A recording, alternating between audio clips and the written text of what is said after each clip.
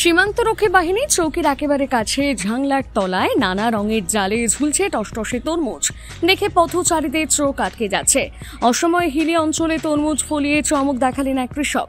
হিলি থানার 5 নম্বর জামালপুর গ্রাম পঞ্চায়েতের গার্না গ্রামের বাসিন্দা জয়ন্ত বর্মন পেশায় কৃষক।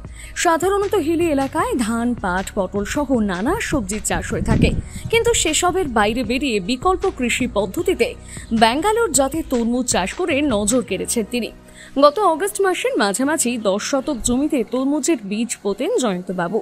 2.5 মাস ধরে নিয়মিত যত্ন পরিচর্যার পর ফলনও মিলতে শুরু করে। গত 1 সপ্তাহে তিনি প্রায় 2 কুইন্টাল তরমুজ বাজারে বিক্রি করতে সক্ষম হয়েছেন। অসময়ে উৎপাদিত হওয়ায় প্রতি কেজি 35 থেকে 40 টাকায় তরমুজ হাতে হাতে বিক্রি হচ্ছে।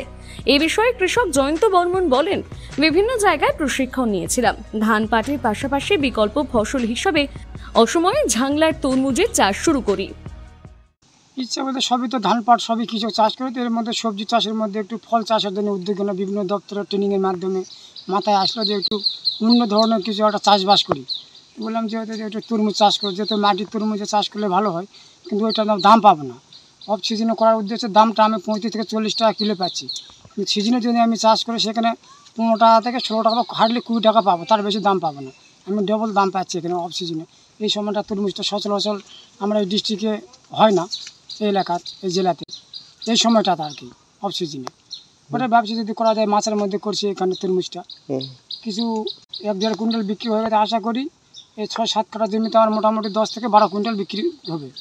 আমার খরচা হয়তো 14-15 হাজার টাকার মতো ঘরে খরচা হলো এই পর্যন্ত। আমার আশা করছি এখানে বিক্রি 30 টাকা করে, যদি 10 কুইন্টাল আমার 30,000 টাকা বিক্রি হচ্ছে।